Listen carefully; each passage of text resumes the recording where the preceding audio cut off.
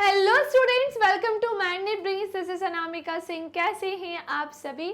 I hope आप सभी बहुत अच्छे होंगे। और भाई मैं लेकर आई हूँ आज आप सभी के लिए आपका फेवरेट टॉपिक। और वो टॉपिक क्या है कि मैम बस एक ही वीडियो में हमें पूरा चैप्टर मिल जाए। यस, मैं लेकर आई हूँ आपके फर्स्ट चैप्टर जिसका नाम है हमारे आसपास के पदार्थ, इसका कंप्लीट चैप्टर रिवीजन। भाई खुश तो हमें होना है, लेकिन साथ साथ बेटा पूरी वीडियो को एंड तक देखना है और पढ़ाई भी करनी है। ये है इसका फर्स्ट पार्ट। इसका एक सेकंड पार्ट भी आएगा और दोनों पार्ट से ही आपके पूरे सेशंस हो जाएंगे कंप्लीट, यानी कि कंप्लीट चैप्टर रिवीजन हो जाएगा डन। इसे स्टार्ट करने के पहले भाई वीडियो को लाइक कर दो, शेयर कर दो अपने दोस्तों के साथ, जाओ जाकर उनको बता दो कि क्लास 9 का हमारा जो पहला चैप्टर है इसका कंप्लीट चैप्टर रिवीजन मैम लेकर आ चुके हैं। चलिए स्टार्ट करते हैं इसी बात से। और सबसे पहले हम हमारे चैनल के बारे में थोड़ा सा जान लेते हैं। बेटा यदि आप क्लास 6 से लेकर 12th में किसी भी क्लास में है, magnet brains Hindi medium channel पर आप अपने सब्जेक्ट की क्लासेस अटेंड कर सकते हैं। किसी भी क्लास को देखने के लिए आपको कोई कोर्स बिल्कुल भी परचेज नहीं करना है और ना ही किसी तरीके का कोई पेमेंट करना है, क्योंकि मैग्नेट ब्रेन्स प्रोवाइड कराता है क्वालिटी एजुकेशन, वो भी बिल्कुल फ्री ऑफ कॉस्ट। इसी के साथ साथ हम 5 स्टेट बोर्ड कवर करते हैं, जैसे UP board, Bihar board, MP board, Rajasthan board और दिल्ली बोर्ड। और हमारे चैनल पर बेटा जितनी भी क्लासेस होती है ना, वो सब अरेंज फॉर्मेट में होती है, यानी कि हम आपको बिल्कुल बेसिक से एडवांस लेवल तक पढ़ाते हैं और आपकी एनसीईआरटी, आपकी बुक का हर एक पार्ट हम बहुत ही डिटेल में जाकर करते हैं कवर। इसी के साथ मैं आपको बताना चाहती हूँ कि जितना भी मैं आपको पढ़ाती हूँ, मेरे लेक्चर्स होते हैं जो, इनके नोट्स आपको कहाँ पर मिलेंगे। बेटा इनके नोट्स के लिए आपको नीचे डिस्क्रिप्शन बॉक्स में लिंक दी गई है, वहाँ से आप उसे डाउनलोड कर सकते हैं। तो चलिए स्टार्ट करते हैं हम अपनी क्लास को, जहाँ पर हम जानेंगे इस चैप्टर के बारे में। पर सबसे पहले भाई इंट्रोडक्शन तो बनता है ना। हमारे आसपास के पदार्थ में बेसिकली हमें बेटा पदार्थों को क्या करना होता है, डिस्कस। पदार्थ क्या होते हैं, हमारे आसपास कौन कौन से पदार्थ हैं, सबके बारे में हम चर्चा करेंगे। इसीलिए सबसे पहले मैंने सोचा कि एक काम करते हैं, एक छोटू सा इंट्रोडक्शन वाला पार्ट लेकर चलते हैं। यस, यहाँ पर मैंने स्टार्ट किया है छोटू सा इंट्रोडक्शन वाले पार्ट को। किसे? इस इंट्रोडक्शन वाले पार्ट को। चलिए फिर स्टार्ट करते हैं। और बात कुछ इस प्रकार से है बेटा कि सबसे पहली चीज़ कि हम अपने आसपास थोड़ा सा नज़र घुमाकर देखते हैं। जैसे ही हम अपने आसपास नज़र घुमाकर देखते हैं चारों ही चीज़ों को, तो हम पाते हैं कि अरे यहाँ पर तो कई सारे क्या हैं, पदार्थ हैं। बात समझ में आई? हम क्या बोलते हैं कि अरे यहाँ पर ना कई सारे क्या है बेटा, पदार्थ हैं। लेकिन एक सोचने वाली बात है कि ये पदार्थ जो है ये सब सेम थोड़ी ना है, इनमें डिफरेंस है, इनमें अंतर है। फॉर एग्जाम्पल अगर आप मुझे देख पा रहे हो तो मैं तो एक लिविंग ऑर्गेनिज्म में काउंट हो जाऊंगी, क्योंकि मैं सजीव हूँ, मैं जिंदा हूँ, मैं सांस ले सकती हूँ, है ना, समझ रहे हो। तो और भी जैसे पाचन हो सकता है, बात की जाए तो भाई मैं तो मनुष्य में काउंट हो रही हूँ। लेकिन वहीं अगर मैं इसके बारे में बात करूँ, इस स्टाइलस के बारे में बात करूँ, तो ये क्या है, नॉन लिविंग थिंग। इसी के साथ साथ निर्जीव तो है ही, लेकिन हमने देखा यार इसका आकार अलग सा है, इसके कट जो हैं काफ़ी ज़्यादा पास पास है। फिर अगर मैं आपसे बोलूँ मेरे सामने क्या है, कैमरा है, तो मैं आपसे बोलूँगी कि पता है दोनों के आकार में डिफरेंस है। कैमरे का आकार अलग है, इसका आकार अलग है, इसका साइज़ अलग है, कैमरे का साइज़ अलग है, लेकिन एक चीज़ कॉमन है कि ये दोनों सॉलिड है। इसी के साथ जैसे अगर मैं बॉटल की बात करूँ, है ना, मेरी बॉटल में पानी ना के बराबर है ना, तो लेकिन पानी तो है। तो हमने देखा कि यार बॉटल तो ठीक है, इसका शेप, मैम के स्टाइलस का शेप, लेकिन है दोनों सॉलिड। लेकिन मैम के बॉटल में जो पानी है वो तो एक अलग ही स्टेट में चला गया। और हमारे एटमॉस्फेयर में क्या होती है बेटा, बहुत सारी गैसेस होती हैं। हमारे एटमॉस्फेयर में क्या होती हैं बेटा, बहुत सारी गैसेस होती हैं। लेकिन इन गैसेस के बारे में बात करें तो हमें दिखाई नहीं देती ये किस चीज़ का मिक्सचर होती हैं, इनका आयतन कैसा होता है, इनका शेप कैसा होता है, इनका वॉल्यूम कैसा होता है, हर एक चीज़ हमें पता होनी चाहिए। तो यस, ये सारी मैंने चीज़ें इसलिए आपको बताई ताकि आप अपने आजू बाजू साइंस देख सको, विज्ञान देख सको। और विज्ञान हमारे चारों तरफ किसी न किसी रूप में होता है, चाहे वो जीव विज्ञान के रूप में हो, चाहे वो भौतिक विज्ञान के रूप में हो, चाहे रसायन विज्ञान के रूप में हो, इंग्लिश में बोले तो बायोलॉजी के, केमिस्ट्री के या फिजिक्स के फॉर्म में। अब क्वेश्चन एक यहाँ पर ये भी उठता है बेटा कि जैसे मैम आप आसपास के पदार्थ की बात कर रहे हैं, तो क्या सब अलग अलग होते हैं? सबकी अवस्थाएं समान नहीं हो सकती हैं, अवस्थाएं अलग अलग होती हैं। और उन अवस्थाओं के आधार पर इनमें क्या होते हैं, वेरिएशंस होते हैं। सब एक ही जैसे थोड़ी दिख सकते हैं। अब भाई कैमरे का जो यूज है वो उसी पर्पज से बनेगा और उसका शेप उसी के अकॉर्डिंग होगा। शेप हो गया, साइज हो गया, उसका वॉल्यूम हो गया, उसमें जो जो चीजें सेट करनी होंगी। स्टाइलस का अपना एक अलग यूज है तो उसका जो है शेप साइज सब कुछ अलग होगा, लेकिन होंगे ये सब सॉलिड। तो सब के बारे में अभी हम चर्चा करेंगे। बहुत ज़्यादा मज़ेदार टॉपिक है। अभी भी वीडियो को लाइक नहीं किया है तो लाइक कर देना, शेयर नहीं किया हो तो शेयर कर देना। ओके चलिए। सो बात कुछ ऐसी है कि अपने चारों ओर नज़र दौड़ाने पर हमें विभिन्न प्रकार की वस्तुएं नज़र आती हैं जिनका आकार, आकृति और बनावट सब अलग अलग है, जो कि मैंने जस्ट अभी आपको एक्सप्लेन किया कि जैसे ही हम नज़र को दौड़ाते हैं तो हम पाते हैं ये चीज़ कि ये सारी ही चीज़ें जो है आकार, आकृति और बनावट के आधार पर कैसी हैं बेटा, अलग अलग है। इस विश्व में प्रत्येक वस्तु जिस सामग्री से बनी होती है उसे वैज्ञानिकों ने क्या नाम दिया है बेटा, पदार्थ नाम दिया है। क्या बोल सकते हैं हम कि इस विश्व में प्रत्येक वस्तु यानी हर एक वस्तु जिस सामग्री से बनी होती है ना, उसे हमारे साइंटिस्ट वैज्ञानिकों ने वो क्या बोल दिया है, पदार्थ ही नाम दे दिया है। ठीक है। अब जिस हवा में हम सांस लेते हैं, जो हम भोजन खाते हैं, इसी के साथ पत्थर हो गए बेटा, बादल हो गए, तारे हो गए, यानी स्टार्स हो गए, प्लांट्स हो गए, एनिमल्स हो गए, पशु हैं जैसे, यहाँ तक कि पानी की एक एक भाई ड्रॉप्स हो गई, बूंदे, या फिर रेत का एक कण, ये सब क्या है, पदार्थ। और ये तो केवल कुछ चीजें यहाँ बताई हैं। पदार्थ में तो कितनी सारी चीजें आती हैं, कितनी सारी, यहाँ तो सब ऐड कर दिया। चाहे हमारे द्वारा हवा से सांस लेना बोल दिया गया हो, चाहे हमारे द्वारा भोजन को खाने को बोल दिया गया हो, पत्थर हैं, बादल हैं, तारे हैं, पौधे एवं पशु हैं, यहाँ तक कि भाई पानी की एक बूंद भी या रेत का एक कण, ये सब क्या होते हैं, पदार्थ है। ओके और जानते हैं, ध्यान देने योग्य बात यह भी है कि ऊपर लिखी सभी वस्तुओं का द्रव्यमान होता है और ये कुछ स्थान भी घेरती हैं। सिंपली ध्यान रखना कि हमारे साइंटिस्ट ने जो ये सामग्रियां हैं, जो प्रत्येक वस्तु जिस सामग्री से बनी है ना, हमारे साइंटिस्ट ने उसे पदार्थ बोल दिया है।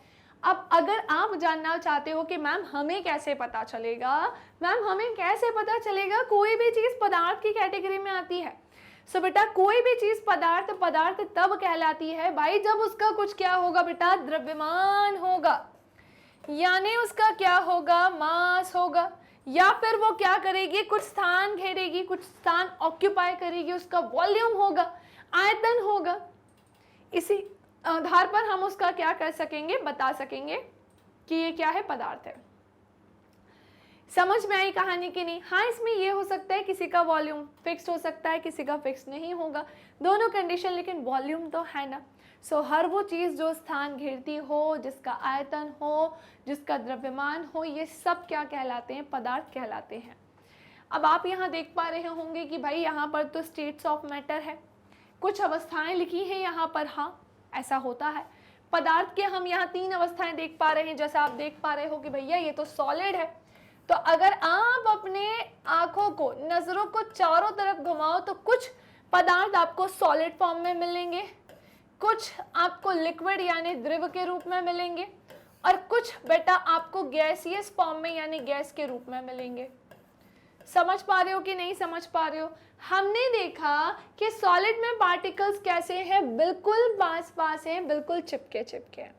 जैसे ये स्टाइलस क्या है भाई, तो ये एक सॉलिड के फॉर्म में है ना, द्रव अवस्था में, लिक्विड स्टेट में थोड़ी है। हमने देखा यार इनके बीच में कोई गैप ही नहीं है, इनके बीच में कोई स्पेस ही नहीं है। हमने जाना कि इसके पार्टिकल्स कैसे हैं, बिल्कुल पास पास हैं, चिपके हुए हैं बिल्कुल, तभी तो ये सॉलिड अवस्था में, ठोस अवस्था में है ना। तो सॉलिड में हमें एक चीज तो पता चली कि इनके जो बेटा कण होते हैं ना, वो बहुत ज्यादा कैसे होते हैं, पास पास। समझ पाए कि नहीं समझ पाए कि ये जो कण होते हैं ना बेटा, वो काफी ज्यादा कैसे होते हैं, पास पास होते हैं। वहीं अगर मैं लिक्विड की बात करती हूँ, तो इसमें पार्टिकल्स ये लिक्विड में क्यों है भाई, क्योंकि इनके पार्टिकल्स थोड़े से दूर दूर हैं कंपैरिजन टू सॉलिड। सॉलिड की तुलना में हमने क्या देखा कि भाई इनके कण कैसे हैं, थोड़े से दूर दूर। और भाई हमने क्या देखा कि जो गैस की अगर बात करें, सो गैस के तो कण और भी ज्यादा दूर दूर होते हैं। तो हमें पता चला कि सॉलिड में पार्टिकल्स बिल्कुल पास पास होते हैं, चिपके हुए से उनके बीच में रिक्त स्थान नगण्य होता है, न के बराबर, जैसा कि हम देख पा रहे हैं ही नहीं इसमें। लिक्विड में कैसा होता है, पार्टिकल्स थोड़े से दूर दूर, और गैस में पार्टिकल्स काफी दूर दूर होते हैं। अब आप इसी आधार पर तो पहचान पाओगे ना कि भाई कोई भी चीज द्रव में है, गैस में है या ठोस में, कैसे पहचान पाओगे, इसी आधार पर। अरे समझ पा रहे हो कि नहीं समझ पा रहे हो चंगू वंगू? सो ये तुम्हारे क्लास 9 अभी 8 से जब तुम 9th में आए हो ना, सो पहली बार ऐसे वन शॉट रिवीजन या कंप्लीट चैप्टर रिवीजन पढ़ रहे हो, बहुत मजा आता है बेटा एक ही वीडियो में। इसके तो खैर मैं 2 पार्ट लेकर आई हूँ, क्योंकि एक वीडियो से देख के आप घबरा जाते हो, तो मैंने सोचा भाई थोड़े थोड़े 2 करके पार्ट लेके चलते हैं। सो इन दोनों में ही आपको सब समझ आ जाएगा। ओके, सो चलिए स्टार्ट करते हैं। स्टार्ट कर ही चुके हैं, आगे बढ़ते हैं। अब आते हैं थोड़ा सा और आगे। प्राचीन काल से मनुष्य अपने आसपास को समझने का प्रयास करता रहा है। भाई अगर हम अपने एशियन टाइम की बात करें, प्राचीन समय की बात करें ना बेटा, तब से ही जो मनुष्य है ना वो अपने आसपास को समझने का प्रयास तो कर रहा है। भारत के प्राचीन दार्शनिकों ने पदार्थ को 5 मूल तत्वों में वर्गीकृत किया है, जिसे हम क्या बोलते हैं, पंच तत्व कहते हैं। क्या कहा जा रहा है कि भारत के जो प्राचीन दार्शनिक थे ना बेटा, उन्होंने पदार्थ को 5 मूल तत्वों में क्या किया है, क्लासिफाई किया है, और इसी को हम क्या कहते हैं, पंच तत्व कहते हैं। ये पंच तत्व कौन कौन से हैं भैया? वायु, पृथ्वी, अग्नि, जल और आकाश। कौन से ये पंच तत्व? सो वो है वायु, पृथ्वी, अग्नि, जल और आकाश। उनके अनुसार इन्हीं पंच तत्वों से सभी वस्तुएं बनी हैं, चाहे अब वो सजीव हो या फिर कैसी हो बेटा, निर्जीव। क्या बोला जा रहा है कि उनके अनुसार बेटा इन्हीं 5 तत्वों से ही क्या है, सारे की सारी वस्तुएं बनी हो, अब वो चाहे कैसी हो, सजीव या फिर कैसी हो, निर्जीव। अब क्या बोल रहे हैं कि उस समय के यूनानी दार्शनिकों ने भी पदार्थ को इसी प्रकार से क्लासिफाई किया था। आधुनिक वैज्ञानिकों ने पदार्थ को भौतिक गुणधर्म और उसके रासायनिक गुणधर्म, उसकी प्रकृति के आधार पर 2 ही भाग में क्या कर दिया, क्लासिफाई कर दिया। उन्होंने बताया कि भाई जो पदार्थ होते हैं वो अपनी भौतिक गुणधर्म के आधार पर भी जाने जाते हैं, उनका भौतिक गुणधर्म भी होता है, फिजिकल प्रॉपर्टीज, और बेटा उनके केमिकल प्रॉपर्टीज भी होती हैं, यानी रासायनिक गुणधर्म भी होता है, जिसके आधार पर हम उस पदार्थ की क्या कर सकते हैं, पहचान कर सकते हैं। जिसके आधार पर हम उस पदार्थ की क्या कर सकते हैं, पहचान कर सकते हैं। कोई कंफ्यूजन, कोई समस्या, कोई डाउट? चलो अब आते हैं हम अपने डिस्कशन के पॉइंट के, एक्चुअल पॉइंट की तरफ। अब हम आते हैं जहां मैं आपको बताऊंगी पदार्थ का भौतिक स्वरूप, यानी कि हम फिजिकल नेचर ऑफ मैटर के बारे में पढ़ेंगे। इसका जो भौतिक स्वरूप है उसे डिस्कस करेंगे, ठीक है। सो पदार्थ कणों से मिलकर बने। छाप लो अपने दिमाग से कि भाई जितने भी पदार्थ होते हैं भैया वो सब पार्टिकल से मिलकर बने होते हैं बेटा, कणों से मिलकर बने होते हैं। क्या कहा मैंने आपसे कि जितने भी पदार्थ हैं वो किससे मिलकर बने हैं, पार्टिकल से यानी कणों से। बहुत समय तक पदार्थ की प्रकृति के बारे में 2 विचारधाराएं प्रचलित थी। क्या कहा जा रहा है कि बहुत समय तक पदार्थ की जो प्रकृति है, उसका जो नेचर होता है, उसके बारे में 2 विचारधाराएं प्रचलित थी। एक विचारधारा का ऐसा मानना था कि पदार्थ लकड़ी के टुकड़े की तरह सतत होते हैं। क्या मानना था? तो एक विचारधारा का ऐसा मानना था कि जो पदार्थ होते हैं ना वो लकड़ी के टुकड़े की तरह कैसे होते हैं, सतत। और अन्य विचारधारा का मानना था कि जो पदार्थ है ना वो रेत की तरह के कणों से मिलकर बने हैं। किससे? रेत की तरह के कणों से मिलकर बने हैं। आइए क्रियाकलाप के द्वारा हम पदार्थ के स्वरूप के बारे में ही निर्णय करते हैं कि ये सतत है या फिर कणों से मिलकर बने हैं। यहाँ सॉलिड, लिक्विड और गैस से रिलेटेड एक इमेज यूज की गई है। ओके चलिए अब आगे हैं हम हमारी एक्टिविटी की तरफ। अब सुन लो पहले तो तुम लोग बहुत ध्यान से।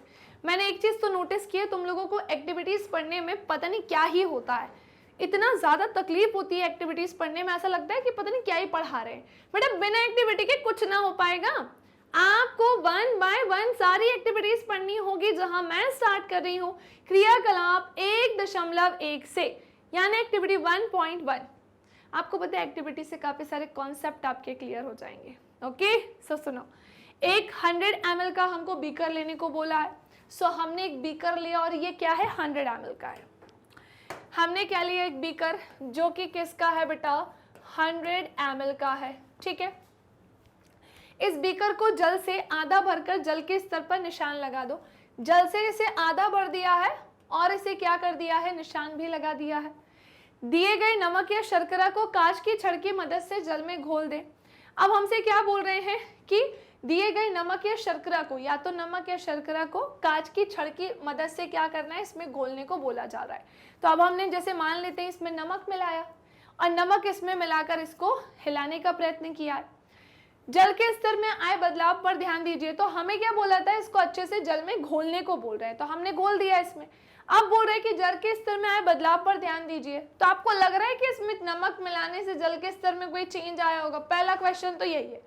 आपको क्या लगता है कि भैया हमने एक मग लिया है ना, बीकर लिया और उसमें 100 ml वाटर डाला और 1 चम्मच अगर हमने उसमें नमक या थोड़ा सा नमक मिलाया है, तो अगर हमने 1 गिलास पानी भी लिया है और उसमें अगर 1 चम्मच नमक डाला है, तो आपको क्या लगता है कि आयतन कैसा होगा, घटेगा, बढ़ेगा?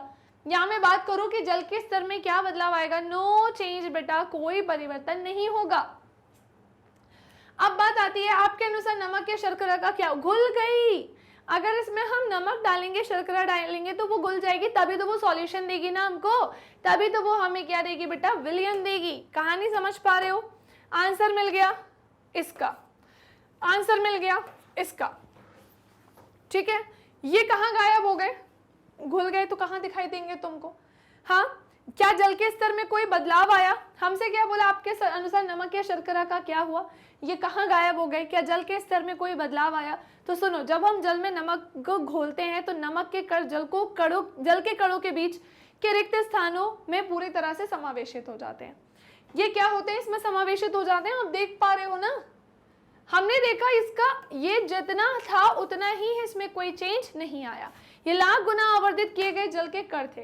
ओके, चलो सुनो, इन प्रश्नों के उत्तर पाने के लिए हम इस विचार को स्वीकारना होगा कि पदार्थ, सभी पदार्थ कणों से बने। हाँ भाई, सारे ही पदार्थ किससे मिलकर बने होते हैं? सारे, सब पार्टिकल्स यानी कणों से मिलकर बने होते हैं। उपरोक्त क्रियाकलाप में चम्मच में रखी गई नमक या शर्करा पूरे पानी में घुल जाएगी, जैसा कि मैंने आपसे बोला कि भाई उसका क्या हुआ? घुल गई वो, जैसा कि चित्र में दिखाया गया है। हाँ, तो हमसे बोला था जल के स्तर में क्या बदलाव आया? कोई बदलाव, उस पर ध्यान देने को बोला था, हमने ध्यान दिया, हमें चेंज ही नहीं मिला। उसके अनुसार नमक या शर्करा का क्या हुआ? घुल गई। ये कहाँ गायब हो गए भाई? हमें बताया ना कि जब हम जल के नमक घोलते हैं, जब हम जल में नमक घोलते हैं, तो नमक के जो कण है वो जल के कणों के बीच क्या होते हैं? उनके बीच जो रिक्त स्थान है उसमें समावेशित हो गए। अब क्या जल के स्तर में चेंज आया? ना, कोई चेंज नहीं है, ठीक है, क्योंकि वो उसमें घुल गया। डन। पहली एक्टिविटी समझ में आ गई? हाँ या ना? जल्दी बोलो भाई, जल्दी बोलो, फटाफट से बोलो। क्या पहली कहानी समझ में आई? ओके, नेक्स्ट आते हैं हम अपनी अगली एक्टिविटी, जो कि हमारी एक्टिविटी 1.2 यानी 1.2 हम क्रियाकलाप की तरफ चलते हैं। सो बात कुछ ऐसी है, पोटेशियम परमैंगनेट के 2 या 3 क्रिस्टल को 100 ml पानी में घोल लें। क्या बोला जा रहा है हमसे बेटा? तो हमसे कह रहे हैं कि आपको पोटेशियम परमैंगनेट के 2 या 3 क्रिस्टल को 100 ml पानी में घोलना है। तो हमारे पास ये पानी है, पानी का आकार दिख रहा है। फिर हमसे क्या बोल रहे हैं कि इसमें पोटेशियम परमैंगनेट के 2 से 3 क्रिस्टल को है डालना है और इस पानी में घोल देना है, ठीक है। हमने देखा कलर चेंज हो गया। इस घोल में से लगभग 100 ml घोल निकालकर उसे 100 ml जल में मिला दीजिए। अब हमसे क्या बोल रहे हैं? 10 ml घोल निकालकर 90 ml में मिलाने को बोल रहे हैं। तो इसमें से हमने 10 ml निकाला। जो 100 ml में हमने छोटे छोटे पोटेशियम परमैंगनेट के क्रिस्टल यूज किए थे, 2 या 3, तो उसका कलर चेंज हो गया था। हमसे बोल रहे हैं कि इसका 10 ml निकालो और नेक्स्ट वाला जो आपको बीकर दिख रहा है उसमें आप उस 10 ml को डाल दो और उसमें पहले से ही क्या है? 90 ml वाटर है। उसमें पहले से ही क्या है बेटा? 90 ml वाटर है। तो ठीक है, हमने 10 ml यहाँ से निकाला और इस 90 ml वाटर में मिला दिया। हमने देखा भाई कलर में चेंज आया है, कलर थोड़ा सा डाउन हुआ है। फिर इस उपरोक्त घोल में से 10 ml निकालकर उसे 90 ml जल में लगा दीजिए। अब क्या बोल रहे हैं? फिर इस उपरोक्त घोल में से भी क्या करना है? 10 ml निकालना है और हमें 90 ml जल में मिला देना है। और इसी प्रकार इस घोल को हमें 5 से 8 बार दोहराना है। क्या जल अब भी रंगीन है? सो यस, मैं आपको बताना चाहूंगी जल अभी भी रंगीन है, भले ही उसका कलर कैसा हो गया है? डाउन, लेकिन इसका ये कलर तो नहीं आया ना। सो अनुमान लगाइए कि पदार्थ के कण कितने छोटे होते हैं? बहुत ही छोटे होते हैं, इतने छोटे जिन्हें हम हमारे नग्न आंखों से देख ही नहीं सकते। प्रत्येक बार तनुकृत करने पर घोल का रंग जो है वो हल्का होता रहता है, हल्का होता जाता है। फिर भी पानी कैसा दिखाई देता है? रंगीन, कलर वाला दिखाई देता है। ये प्रयोग दर्शाता है कि पोटेशियम परमैंगनेट के बहुत थोड़े से क्रिस्टलों से पानी की बहुत अधिक मात्रा भी क्या हो जाती है, रंगीन। ये प्रयोग हमें क्या दर्शाता है? सो ये प्रयोग हमें बताता है कि पोटेशियम परमैंगनेट के बहुत थोड़े से क्रिस्टलों से पानी की बहुत अधिक मात्रा भी क्या हो जाती है, रंगीन हो जाती है। इससे हम ये निष्कर्ष निकाल सकते हैं कि पोटेशियम परमैंगनेट के केवल एक क्रिस्टल में कई सूक्ष्म कण होंगे। हाँ, हम ऐसा बोल सकते हैं। ये लाइन हमारे लिए महत्वपूर्ण है। हम ऐसा कह सकते हैं कि पोटेशियम परमैंगनेट के केवल एक क्रिस्टल में कई छोटे छोटे कण होंगे। ये कण छोटे छोटे कणों में विभाजित होते रहते हैं। अंततः अगर हम बात करें, एक ऐसी स्थिति आ जाती है कि कण और छोटे भागों में विभाजित फिर नहीं किए जा सकते। ओके, चलिए अब इसकी कहानी और सुनते हैं। पोटेशियम परमैंगनेट की जगह अगर हम 2 ml डेटॉल का भी यूज करते ना, तो हम ये क्रियाकलाप कर सकते थे। लगातार तनुकृत होने के बाद भी उसकी जो महक है ना, वो हमें मिलती रहती। डेटॉल की बोतल कहीं दूर से ही दूसरे रूम में खोलते हैं तो वो अलग ही समझ में आता है, अरे डेटॉल खुला है, किसी को चोट लग गई क्या? मोस्टली तो वही यूज करते हैं। पदार्थ के कण बहुत छोटे होते हैं, इतने कि हम इसकी कल्पना भी नहीं कर सकते हैं। ये इतने ज्यादा छोटे होते हैं इसके पार्टिकल्स। चलिए अब आते हैं हम थोड़ी सी अपने स्टेप को और आगे बढ़ाते हुए अगली कहानी को जानने के लिए कि पदार्थ के कणों के बीच रिक्त स्थान होता है। क्या बोल रहे हैं? पदार्थ के कणों के बीच रिक्त स्थान होता है। तो सुनो, क्रियाकलाप 1.1 और 1.2 में नमक, शर्करा, डेटॉल या पोटेशियम परमैंगनेट के कण समान रूप से पानी में वितरित हो गए। हाँ, हमने देखा कि भाई जैसे नमक है, शर्करा है, डेटॉल है, पोटेशियम परमैंगनेट हो गए, पानी में समान रूप से वितरित हुए। इस प्रकार जब हम चाय, कॉफी या नींबू पानी बनाते हैं तो एक पदार्थ के कण दूसरे पदार्थ के कणों के रिक्त स्थानों में समावेशित हो जाते हैं, और ये दर्शाता है कि पदार्थ के कणों के बीच पर्याप्त रिक्त स्थान होता है। जी हाँ, ये बिल्कुल सही है कि जो पदार्थ के कण होते हैं उनके बीच में रिक्त स्थान होता है। आप ये कैसे भूल सकते हो? अब भी मैम ने यहाँ बताया था ना, क्या बताया था मैम ने आपको रिक्त स्थान को लेकर? हाँ, मैम ने आपको बताया था ना कि अगर बात सॉलिड में आती है तो सॉलिड में स्थान, रिक्त स्थान है क्या? हमने देखा यार यहाँ तो बिल्कुल भी नहीं है रिक्त स्थान, नगण्य है, ना के बराबर है ना। हमने देखा लिक्विड में पार्टिकल्स कैसे हैं, सो फिर भी ये तो कैसे है, सॉलिड के कंपैरिजन में दूर दूर, तो यहाँ पर तो है रिक्त स्थान। फिर हमने देखा गैस में कैसे हैं, सो गैस में पार्टिकल्स कैसे, और भी दूर दूर। तो सॉलिड में रिक्त स्थान नगण्य, ना के बराबर। लिक्विड में कैसा होगा? तो लिक्विड में स्थान है सॉलिड के कंपैरिजन में ज्यादा है। गैस में रिक्त स्थान कैसा होगा? सो वो लिक्विड के कंपैरिजन में भी ज्यादा होगा। सो वो पदार्थ पर डिपेंड करता है बेटा। किस पर डिपेंड करता है? पदार्थ पर। ओके, पदार्थ के कण निरंतर गतिशील होते हैं। सो हाँ जी भाई, गतिशील होते हैं। इसे हम अपनी एक्टिविटी 1.3 से समझते हैं। अपनी कक्षा के किसी कोने में एक बुझी हुई अगरबत्ती रख दे और इसकी सुगंध लेने के लिए आपको इसके कितने समीप जाना पड़ेगा, ये हमसे पूछ रहे हैं। हमसे क्या बोला है कि आपको क्या करना है? अपनी कक्षा के किसी कोने में आपको एक बुझी हुई अगरबत्ती रखने को बोल रहे हैं और इसकी सुगंध लेने के लिए आपको इसके कितने समीप जाना पड़ेगा, ये बोल रहे हैं। देखो, अगर अगरबत्ती जल रही होती तो इसकी स्मेल खुद ही बाहर तक आ जाती, लेकिन वो बुझी हुई अगरबत्ती है तो हमें उसके पास जाना पड़ेगा। अब अगरबत्ती जला दे तो क्या होगा? क्या दूर से ही इसकी सुगंध आपको मिलती है? जी हाँ, बिल्कुल मिलती है। अगर वो अगरबत्ती जली नहीं है, बुझी हुई है, तो हमें थोड़ा सा पास तो उसके जाना पड़ेगा। वो हमें बहुत देर तक खुशबू नहीं देगी, सुगंध नहीं देगी। वहीं अगर जला दें इसको वापस से तो वो हम तक खुद ही सुगंध दे देगी, है ना। अब ऐसा क्यों? कक्षा के कोने में रखी एक बुझी हुई अगरबत्ती की सुगंध लेने के लिए हमें अगरबत्ती के ज्यादा समीप जाना पड़ेगा। मैंने आपको बताया ना कि अगर अगरबत्ती कैसी है भाई, बुझी हुई है बेटा। अगर अगरबत्ती कैसी है, बुझी हुई है, तो इसकी सुगंध लेने के लिए हमें अगरबत्ती के ज्यादा पास जाना पड़ेगा, क्योंकि अगरबत्ती के सूक्ष्म कण में पर्याप्त गतिज ऊर्जा की क्या है? कमी है। क्या बोल रहे हैं कि इसके जो सूक्ष्म कण है ना, हाँ, पर उसमें जो सूक्ष्म कण है ना, सो उसके सूक्ष्म कणों में पर्याप्त गतिज ऊर्जा की क्या है? कमी है। परंतु यदि हम अगरबत्ती जला देंगे तो इसकी सुगंध हमें दूर से ही मिल जाएगी, जैसा कि मैंने आपको बताया। पर कारण क्या होता है बेटा?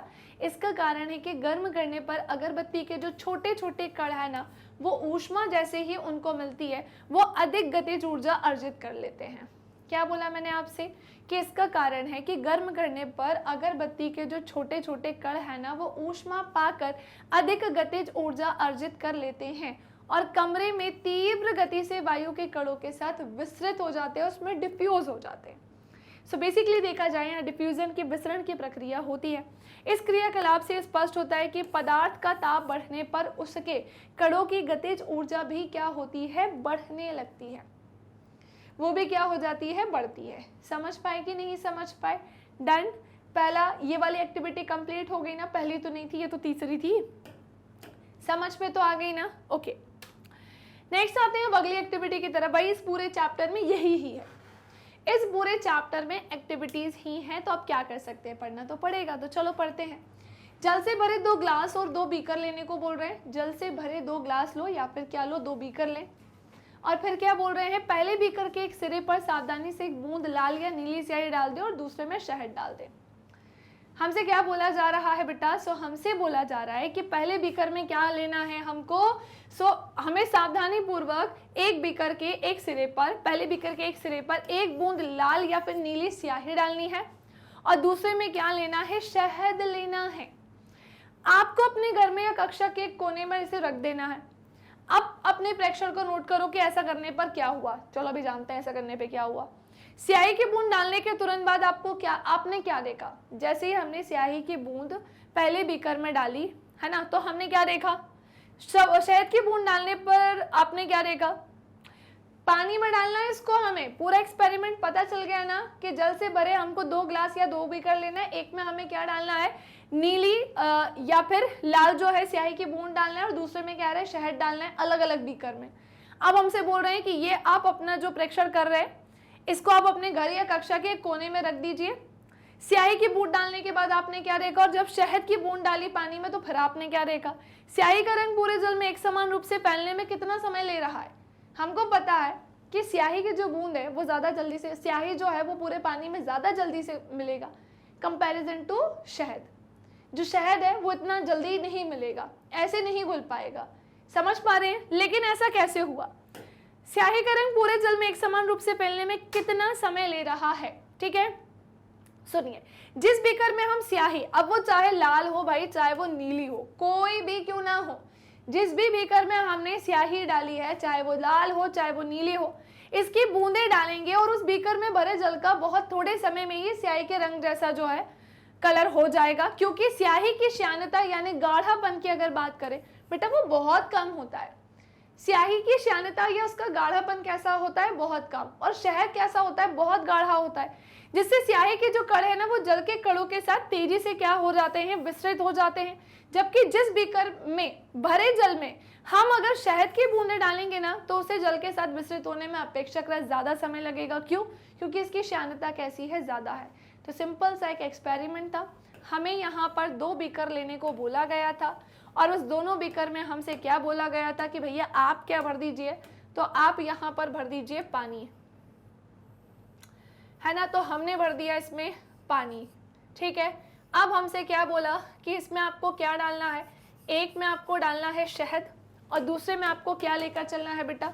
दूसरे में आपको लेकर चलना है एक में शहद, दूसरे में लाल और नीला स्याही डालनी है। अब सुनो क्या होता है, जब हम इसमें स्याही डालेंगे ना तो ऑब्वियस सी बात है स्याही की जो श्यानता है वो कैसी है, स्याही की श्यानता जो है यहाँ पर बहुत कम, यानी गाढ़ापन बहुत कम है, तो इसमें आसानी से मिल जाएगा। और वहीं अगर मैं इसकी बात करूँ तो इसमें कैसा होगा, आसानी से नहीं मिलेगा, क्योंकि शहद की श्यानता कैसी है, शहद की श्यानता यानी उसका गाढ़ापन बहुत ज्यादा है। इस क्रियाकलाप से निष्कर्ष निकलता है कि पदार्थ की श्यानता बढ़ने पर विसरण की जो दर है, विसरण बोले तो डिफ्यूजन, वो क्या हो जाएगा, घट जाएगा। Okay done. चलिए स्क्रीनशॉट ले लें बेटा।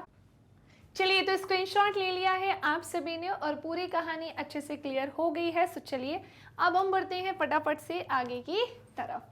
तो हमने जान लिया है सब कुछ और अब हम आएंगे हमारी एक्टिविटी 1.5 की तरफ। देखते हैं यह हमसे क्या कहती है। बेटा चारों एक्टिविटी अच्छे से समझ में आ गई ना? ओके। एक ग्लास, अब हमें क्या बोल रहे हैं कि गर्म पानी से और दूसरा ठंडे पानी से भरे ग्लास में हमें कॉपर सल्फेट या पोटेशियम परमैंगनेट का एक क्रिस्टल डालें और एक और इसे रख दें बिना हिलाए। हिलाएं नहीं इसको। क्या बोल रहे हैं हमसे कि हमें एक ग्लास गर्म पानी से और दूसरा क्या बोल रहे हैं ठंडे पानी से भरे ग्लास में कॉपर सल्फेट का या पोटेशियम परमैंगनेट का एक क्रिस्टल डालने को कह रहे हैं और उसे रखने को कहा जा रहा है बिना हिलाए। क्रिस्टल को सतह पर बैठने दे, जब वो क्रिस्टल बैठ जाए ना तब तक उसे बैठने दे। ग्लास में ठोस क्रिस्टल के ठीक ऊपर क्या दिखाई देता है, ये हमसे पूछा है कि जो ग्लास है उसमें जो ठोस क्रिस्टल है उसके ठीक ऊपर हमें क्या दिखाई देता है। समय बीतने पर क्या होता है ये भी हमें बताना है। इससे ठोस और द्रव के कणों के बारे में क्या पता चलता है ये भी हमें बताना है। क्या तापमान के साथ मिश्रित होने की दर बदलती है और अगर ऐसा है तो ऐसा क्यों और कैसे है बेटा, ये सारी चीजें हमें बतानी है। तो सुनो, गर्म जल से भरे ग्लास में कॉपर सल्फेट या पोटेशियम परमैंगनेट के क्रिस्टल डालने पर हम देखते हैं कि क्रिस्टल के ठीक ऊपर जल का रंग जो है वो तेजी से बदलने लगता है। हमसे पूछा गया था ना, क्या बोल रहे थे कि ग्लास में ठोस क्रिस्टल के ठीक ऊपर क्या दिखाई देता है, तो क्रिस्टल के ठीक ऊपर जल का जो रंग है वो तेजी से चेंज होने लगता है, यानी कि बेटा बदलने लगता है। और थोड़ी देर बाद पूरे जल का जो रंग है कॉपर सल्फेट डालने पर नीला, जबकि पोटेशियम परमैंगनेट डालने पर लाल, इसमें ये बदल जाता है। जबकि ठंडे जल का जो रंग है वो क्या होता है बेटा, धीरे धीरे चेंज होता है। इस क्रियाकलाप से ये स्पष्ट होता है कि पदार्थों के विसरण की जो दर है उनका तापमान बढ़ाने पर क्या होती है बेटा, बढ़ती है। उनका टेम्परेचर बढ़ाने पर क्या होती है, बढ़ती है। समझ पाए कि नहीं समझ पाए? चलो नेक्स्ट आते हैं हमारी अगली कहानी की तरफ। हमसे बोल रहे हैं पदार्थ के कण एक दूसरे को अट्रैक्ट करते हैं, आकर्षित करते हैं। जी हाँ, ये चीज़ बिल्कुल सही है कि जो पदार्थ के कण होते हैं यानी कि जो पदार्थ के पार्टिकल्स होते हैं बेटा वो एक दूसरे को अपनी ओर क्या करते हैं, अट्रैक्ट यानी कि आकर्षित।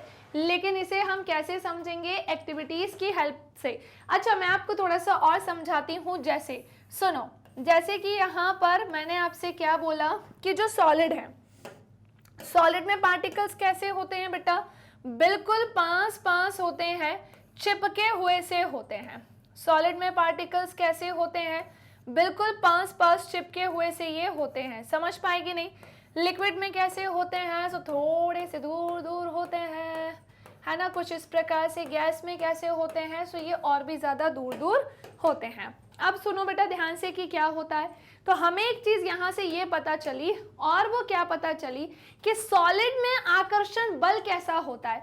पदार्थ के कण एक दूसरे को अट्रैक्ट करते हैं ना, आकर्षित करते हैं। सो मैं आपको बताना चाहती हूँ सबसे ज्यादा अट्रैक्शन आकर्षण किस में होता है बेटा, सॉलिड में होता है, क्योंकि इनके बीच जो है पार्टिकल्स के बीच में स्पेस बिल्कुल ना के बराबर होता है। सो ये एक दूसरे से ऐसे ऐसे ऐसे टकराते रहते हैं ना। और वहीं अगर हम लिक्विड की बात करें, सो सबसे ज्यादा अट्रैक्शन की अगर बात करें, आकर्षण बल की बात करें, वो कहाँ लग रहा था, सॉलिड में। लिक्विड में कैसा लगता है, सॉलिड के कंपैरिजन में कम लगता है। और गैस में आकर्षण बल कैसा होता है, सबसे कम होता है, क्योंकि पार्टिकल्स काफी ज्यादा दूर दूर होते हैं। समझ पाए कि नहीं समझ पाए? तो ये थोड़ी सी कहानी जानिए, अभी तो हम इसकी हेल्प से और चीजों को समझेंगे। तो सुनो, क्या सुनोगे आप कि इस खेल को एक मैदान में खेलने को बोल रहे हैं, एक्टिविटी 1.6 है, ठीक है। आगे बताए गए ढंग से 4 समूह बनाकर मानव श्रृंखला बनाएं। पहले क्या बोला हमसे कि इस खेल को एक मैदान में खेलें, आगे बताए गए ढंग से 4 समूह बनाकर मानव श्रृंखला बनाएं। पहला समूह ईद मिशनी नर्तकों की तरह एक दूसरे को पीछे से कसकर आप इस प्रकार से पकड़ लें। दूसरा समूह एक दूसरे का हाथ पकड़ के मानव श्रृंखला बनाने को बोल रहे हैं। एक तो बोल रहे हैं कमर से पकड़ना, दूसरा बोल रहे हैं हाथ पकड़कर। फिर क्या बोल रहे हैं, तीसरा समूह केवल उंगली के सिरे से छूकर एक श्रृंखला बनाए। हमसे क्या बोला था कि एक खेल को एक मैदान में खेलने को बोल रहे हैं, आगे बताए गए ढंग से 4 समूह बनाए और मानव श्रृंखला बनाए। पहला समूह ईद मिशनी नृत्यकों की तरह एक दूसरे को पीछे से कसकर पकड़ ले, दूसरे वाले में बोल रहे हैं हाथ पकड़ ले, तीसरे वाले में उंगली पकड़ने को कहा जा रहा है। उंगली के सिरे से छूकर एक श्रृंखला बनाने को बोल रहे हैं। अब क्या बोल रहे हैं, चौथे समूह में उपरोक्त वर्णित तीनों मानव श्रृंखलाओं को तोड़कर छोटे समूह में बांटने का, ऐसे अलग अलग समूह में चारों को कर दिया है। इसमें ऐसा कहा जा रहा है, तो किस समूह को तोड़ना सबसे ज्यादा आसान था और क्यों था, ये हमसे पूछ रहे हैं। भाई ये तो कॉमन सेंस वाला क्वेश्चन है। यदि हम प्रत्येक विद्यार्थी को पदार्थ का एक कण माने तो किस समूह में कणों ने एक दूसरे को सबसे अधिक बल से पकड़ रखा था। क्या बोल रहे हैं कि यदि हम प्रत्येक विद्यार्थी को पदार्थ का एक कण ही मान लें तो किस समूह में कणों ने एक दूसरे को सबसे अधिक बल से पकड़ रखा था।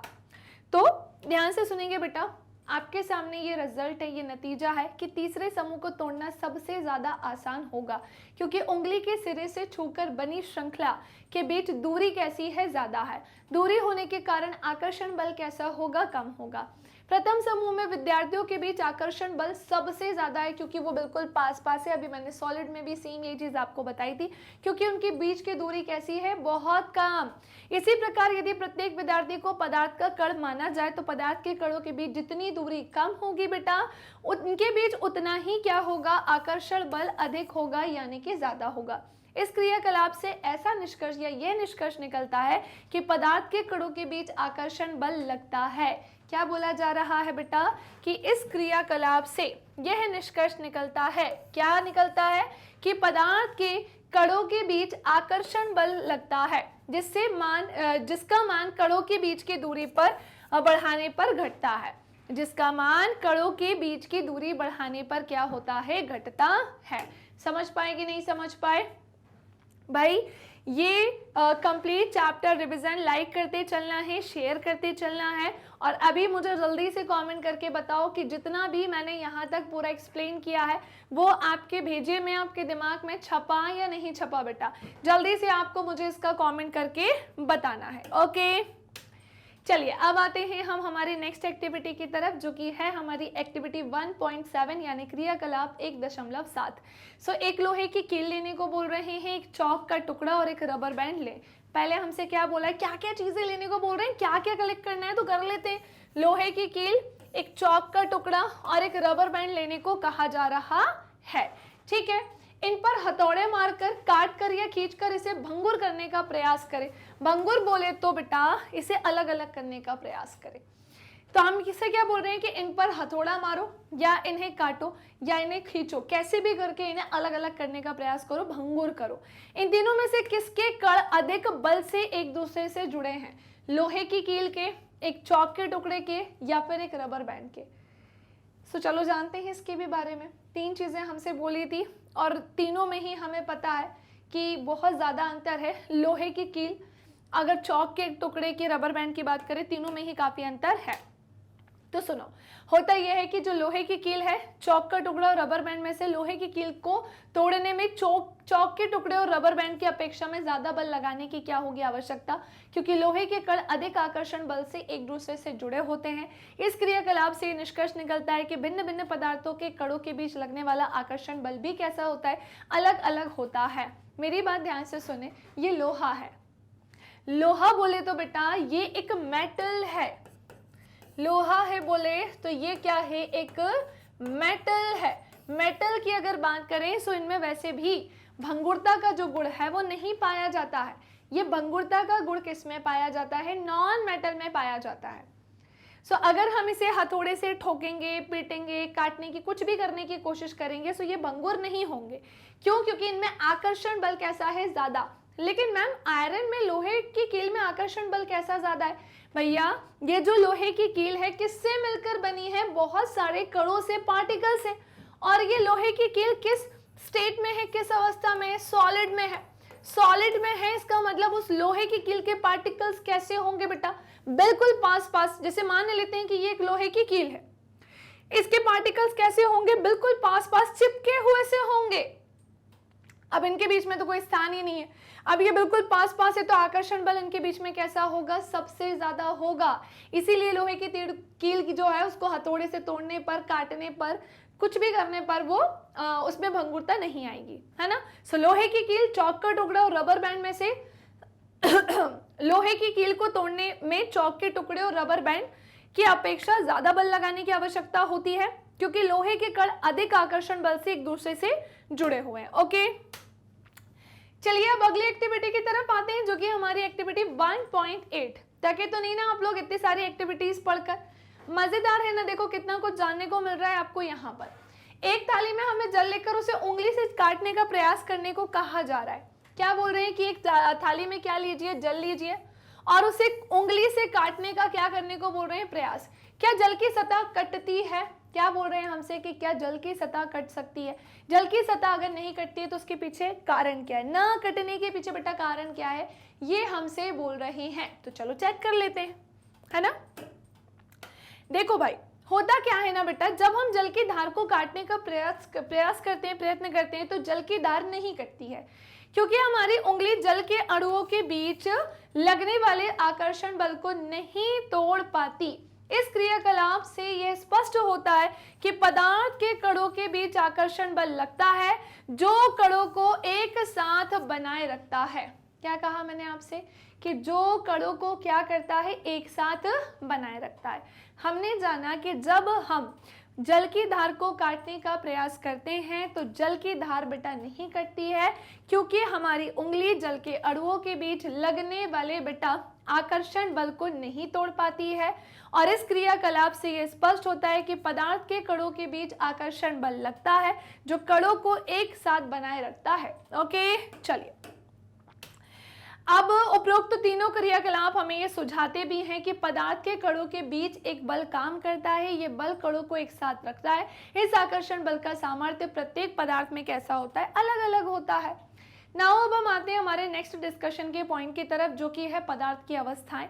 अपने आसपास के पदार्थों को ध्यान से देखें, ये कितने प्रकार के होते हैं। हम पाते हैं कि पदार्थ अपने 3 रूपों में होते हैं, जैसे कि ठोस, जैसे कि द्रव और जैसे कि गैस। पदार्थ की अवस्थाएं उनके कणों की विभिन्न विशेषताओं के कारण होती हैं। अब हम पदार्थ की तीनों अवस्थाओं के बेटा गुणों का विस्तार से क्या करेंगे, अध्ययन करेंगे, जहां पर सबसे पहले हमारे सामने क्या है, ये ठोस पदार्थ।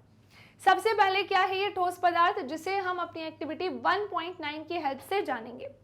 सो ध्यान से सुनेंगे। निम्नलिखित वस्तुओं को एकत्रित करें, पेन, किताब, सुई और लकड़ी की छड़, है ना। और क्या बोल रहे हैं कि इन वस्तुओं के चारों ओर पेंसिल घुमाकर इनके आकार का रेखा चित्र बना लीजिए। क्या इन सभी का निश्चित आकार, स्पष्ट सीमाएं एवं स्थिर आयतन है। इन पर हथौड़ा मारने, खींचने या गिराने से क्या होगा। क्या इनका एक दूसरे में विसरण संभव है। बल लगाकर इनको संपीड़ित करने का प्रयास करें, क्या इनका संपीड़न होता है। हमसे ठोस अवस्था में ये पूछा जा रहा है, किसमें, सॉलिड स्टेट में। हमारे सामने एक एक्टिविटी दे दी है, उसी के बेस पर हमें इसे क्या करना है बेटा, बताना है। तो चलो फटाफट से हम इसका क्या जानते हैं, आंसर जानते हैं। फटाफट से हम इसका क्या जानते हैं, आंसर। चलो तो अब एक काम करते हैं, हम हर एक चीज को जानते हैं, ठोस अवस्था के बारे में जानेंगे, है ना। और इस पूरी कहानी को सब यहाँ से स्पष्ट हो जाएगा, क्लियर हो जाएगा। एक बार फिर से सुनो। निम्नलिखित वस्तुओं को एकत्रित करने को बोल रहे हैं, जैसे पेन ले लो भैया, किताब ले लो, सुई ले लो और लकड़ी की छड़ ले लो। इन वस्तुओं के चारों ओर पेंसिल घुमाकर इनके आकार का क्या बना लो, रेखा चित्र बना लो। क्या इन सभी का निश्चित आकार, स्पष्ट सीमाएं और स्थिर आयतन है, ये हमसे पूछा जा रहा है। इन पर हथौड़ा मारने, खींचने या गिराने से क्या होगा। अगर हम इन पे हथौड़ा मारेंगे, इन्हें खींचने की कोशिश करेंगे या हम इन्हें गिराने का प्रयत्न करेंगे तो इससे क्या होगा। क्या इनका एक दूसरे में विसरण पॉसिबल है, डिफ्यूजन संभव है। बल लगाकर इनको संपीड़ित करने का प्रयास करें, क्या इनका संपीड़न होता है। अच्छा, ये तो सोचने वाली बात है कि भाई इसका सॉलिड का आकार, आयतन कैसे होता है, क्योंकि ये सब, चाहे वो पेन हो, किताब हो, सुई हो और लकड़ी के छड़, ये सब सॉलिड स्टेट में ही होती हैं बेटा, ये सब ठोस अवस्था में ही होती हैं। तो क्या इनका आयतन, इनकी आकृति, इनमें संपीड़न, सारी चीजें मैटर करती है ना, कि सॉलिड का आयतन कैसा होता है, इसकी आकृति कैसी होती है, इसका संपीड़न होता है कि नहीं होता है, कंप्रेशन होता है कि नहीं होता है, ये सारी चीजें मैटर करती है। अगर हमें पहले से इसका आंसर पता होगा ना तो हम दे देंगे, पर ठीक है ना, इसी में ही तो हमें इसे पढ़ना है। हमारी बुक क्या बोल रही है कि इस एक्टिविटी से ही आप जानो कि ठोस अवस्था में क्या क्या हो सकता है। चलो 1 बाय 1 करके सबके आंसर्स देखते हैं। जैसे पेन, किताब, सुई और लकड़ी के छड़ का उनके चारों ओर पेंसिल घुमाकर रेखा चित्र खींचने पर स्पष्ट हो जाता है कि इन सभी का निश्चित आकार, स्पष्ट सीमाएं और स्थिर आयतन है। देखो मैंने आपसे क्या बोला कि अगर बात आती है बेटा किसकी, सॉलिड की, बात अगर आती है किसकी, सॉलिड की, तो ध्यान रखना इसका आकार कैसा होता है बेटा। इसका आकार होता है निश्चित। और क्या बोल रहे हैं, इसका आयतन कैसा होता है बेटा, आयतन भी कैसा होता है, निश्चित होता है। मुझे एक बात बताओ, जैसे ये एक स्टाइलस है, ठीक है ना, अगर मैंने क्या ली भैया, ये एक बॉटल ली, अगर मैं इस स्टाइलस को इस बॉटल में डालूंगी, इसका आकार चेंज हो जाएगा क्या, तो आप क्या बोलेंगे, नहीं मैम ये जो स्टाइलस अपने आकार का था उसी में ही, उसी आकार का वो इस बॉटल में जाएगा। इसका वॉल्यूम चेंज होगा क्या, ये स्टाइलस इसमें जाके इस पूरी बॉटल को भर देगा क्या, नहीं। तो हमें क्या पता चला, हमें ये पता चला कि भाई सॉलिड की अगर बात आती है बेटा तो उसका आकार, उसका आयतन यानी उसका साइज और उसका वॉल्यूम कैसा होता है, बिल्कुल फिक्स्ड होता है, इसमें कोई चेंज नहीं होता है। चलो तो यहाँ से हमें एक चीज तो समझ में आ गई कि चाहे वो पेन हो, चाहे वो किताब हो, सुई, लकड़ी की छड़, इनके चारों ओर पेंसिल घुमाकर रेखा चित्र जब खींचा गया तो हमें पता चला इन सब का आकार, इनकी सीमाएं और इनका आयतन, ये सब कुछ क्या है बेटा, फिक्स है। ठीक है ना, कहाँ गई ये लाइन, हाईलाइट कर दूं मैं, ये क्या है, फिक्स है। और सुनो अब, इन्हें हथौड़ा मारने, खींचने या गिराने से ये सभी वस्तुएं टूट सकती हैं लेकिन इनके आकार में कोई चेंज नहीं होगा। क्या बोल रहे हैं कि अगर इन्हें हथौड़ा मारेंगे या फिर हथौड़ा मारने, खींचने या गिराने से सभी वस्तुएं टूट जरूर सकती हैं लेकिन इनके आकार में परिवर्तन नहीं होगा। क्यों? पहली बात तो एक चीज और जानना है कि इन वस्तुओं का विसरण संभव नहीं है, यानी कि इनमें डिफ्यूजन नहीं होता है। इन वस्तुओं में डिफ्यूजन पॉसिबल ही नहीं है। सबसे ज्यादा डिफ्यूजन किस में होता है, गैस में होता है, फिर थोड़ा सा कम किस में होता है, लिक्विड में होता है, और न के बराबर, बिल्कुल ना, नगण्य की अगर बात करेंगे तो वो सॉलिड में होता है। तो इन वस्तुओं का विसरण संभव नहीं है। और क्या बोल रहे हैं, इन वस्तुओं पर बाह्य बल लगाकर इन्हें संपीड़ित नहीं किया जा सकता। Very important point. अगर हमसे कोई बोले बेटा कि सॉलिड में कंप्रेशन होता है क्या, सॉलिड में कंप्रेशन होता है क्या, तो हम क्या बोलेंगे, नहीं, नगण्य, न के बराबर, इन पर हम बल लगाकर इसे संपीड़ित नहीं कर सकते हैं। ठीक है, इस क्रियाकलाप से निष्कर्ष निकलता है कि ठोस पदार्थों का आकार तथा आयतन निश्चित होता है तथा ठोस पदार्थों को बाह्य बल लगाकर संपीड़ित नहीं किया जा सकता। जो यहाँ पर थ्योरी लिखी है वही तीनों पॉइंट मैंने यहाँ पर प्यारे तरीके से शॉर्ट में लिखकर आपको यहाँ एक्सप्लेन किए हैं। समझ पाए कि नहीं समझ पाए? ओके, तो ये थी इसकी पूरी थ्योरी। नाउ नेक्स्ट बढ़ते हैं अब हम आगे की तरफ। अब इससे रिलेटेड कुछ और चीजें जानते हैं। निम्नलिखित पर विचार कीजिए। ऐसा आपके बुक में दिया था तो चलो कर लेते हैं विचार, हमें कोई दिक्कत थोड़ी है विचार करने में। रबर बैंड को क्या माना जाएगा, क्या खींचकर इसका आकार बदला जा सकता है, क्या ये ठोस है? एक क्वेश्चन ये। विभिन्न आकार के बर्तनों में रखने पर चीनी और नमक उन्हीं बर्तनों के आकार में आ जाती है, क्या ये ठोस है? स्पंज क्या है, ये ठोस है, लेकिन फिर भी इसका संपीड़न पॉसिबल है। ऐसा क्यों भैया, ठोस में तो संपीड़न होता ही नहीं है, लेकिन इसमें कैसे है, चलो जानते हैं। तो ध्यान से सुनिएगा, ये सभी ठोस ही हैं। पहली बात तो ये, जितने भी क्वेश्चन अभी हमसे पूछे गए ना बेटा, हर कंडीशन में ये कैसे होंगे, सॉलिड ही होंगे, ठोस ही होंगे। सो यस, ये सभी क्या है बेटा, सॉलिड हैं, यानी कि कैसे हैं, ठोस हैं। क्यों क्यों क्यों? क्योंकि बाह्य बल लगाए जाने पर रबर बैंड का आकार क्या हो जाएगा बेटा, बदल जाएगा। जब इस पे क्या लगाया जाएगा, बाह्य बल, सो बाह्य बल लगाए जाने पर रबर बैंड का आकार बदलता है और बल हटा लेने पर यह पुनः अपने मूल आकार में आ जाता है। भैया उसको बल लगाया तो इसने आकार चेंज किया, और जैसे ही बल हटाया तो वापस से अपने उसी आकार ले लेता है। अत्यधिक बल लगाने, अब जरूरत से ज्यादा उस रबर बैंड पर अगर आप क्या करोगे, उस रबर बैंड पे फोर्स लगाओगे, उसको खींचोगे तो वो टूट भी जाएगा। देखो एक दायरा होता है हर चीज का। हमने रबर बैंड थोड़ा खींचा, खिंचाएगा वो, लेकिन टूटा नहीं था। हमने जितना फोर्स लगाया उसके बेस पर वो टूटा नहीं, और फोर्स लगाया वो टूट गया। लेकिन जब हमने थोड़ा सा फोर्स लगाया तो उसे छोड़ देंगे, वापस से रबर बैंड उसी कंडीशन में आ जाएगा। सो पहली बात तो ये ठोस है तो ये सॉलिड। सो बाह्य बल लगाए जाने पर रबर बैंड का आकार बदलता है और बल हटा लेने पर यह पुनः अपने मूल आकार में आ जाता है। अत्यधिक बल लगाने पर टूट भी जाता है। चाहे, अब नेक्स्ट आते हैं हमसे, क्या बोला था, विभिन्न आकार के बर्तनों में रखने पर चीनी और नमक उन्हीं बर्तनों का आकार ले लेते हैं, पर कैसे? तो सुनो, चाहे हम चीनी या नमक को अपने हाथ में लें या किसी प्लेट या जार में रखें, इनके क्रिस्टलों के आकार बेटा नहीं बदलते, चेंज नहीं होते। क्रिस्टलों के आकार में परिवर्तन नहीं होता है। ऐसा नहीं है कि जो चीनी का और नमक का क्रिस्टल है उसका आकार चेंज हो जाएगा, नहीं। तो चाहे हम चीनी या नमक को अपने हाथ में लें या हम किसी प्लेट या जार में रखें, उनके क्रिस्टल में कोई चेंज नहीं आएगा आकार में। ठीक है।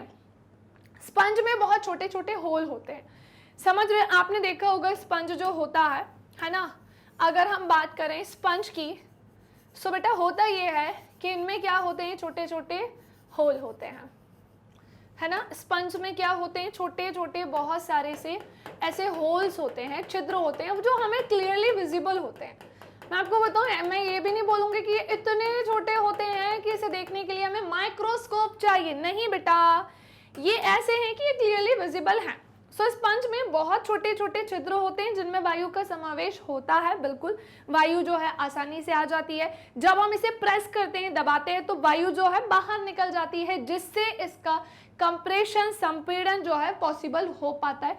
इसमें अगर ये छोटू छोटू से होल नहीं होते तो ये चीज संभव नहीं हो पाती। ओके, दैट्स इट, यहाँ पर होता है फाइनली हमारा चैप्टर कंप्लीट। चैप्टर मतलब ये वाला पार्ट कंप्लीट। अभी इसका एक और पार्ट आएगा। इसी वाले पार्ट में मैंने आपको कितनी सारी इंफॉर्मेशन दे दी, कितनी सारी जानकारी दे दी, एंड आई होप कि जितना भी बेटा मैंने आपको इसमें पढ़ाया है वो सब सब सब सब अच्छे से समझ में आ गया होगा। वेरी इंपॉर्टेंट, वीडियो को लाइक नहीं किया है ना चंगू मंगू, जल्दी से लाइक कर दो। शेयर नहीं किया है सो वो भी कर दो। चैनल को सब्सक्राइब नहीं किया है तो चैनल को सब्सक्राइब भी कर दो। साथ ही साथ बेटा आप हमारी क्लासेस कहाँ ले सकते हैं, YT पर एप्लीकेशन के थ्रू भी आप हमसे जुड़ सकते हैं, क्योंकि मैग्नेट ब्रेन्स है India's number 1 100% free online education platform. साथ ही साथ बेटा वेबसाइट के थ्रू भी हमसे जुड़ के हमारी क्लासेस जो है ले सकते हैं। इतनी पढ़ाई करो कि आपके फोटो भी यहाँ पर हम लगा सके, खूब मेहनत करो। साथ ही साथ ये कुछ अदर प्लेटफॉर्म्स भी हैं मैग्नेट ब्रेन्स के, जहाँ पर आप हमसे जुड़ सकते हैं, मैग्नेट ब्रेन्स से जुड़ सकते हैं। ई नोट्स ई बुक की लिंक कहाँ मिलेगी, नीचे डिस्क्रिप्शन बॉक्स में। ये है हिंदी इंग्लिश मीडियम के कुछ टॉप कोर्सेज, जैसे CBSE board, Delhi board, Bihar board, UP board, MP board, Rajasthan board, Vedic maths crash course and very important spoken English. आज के लिए इतना ही, मिलेंगे नेक्स्ट क्लास में। प्यारे प्यारे से कमेंट्स करना नहीं भूलिएगा। थैंक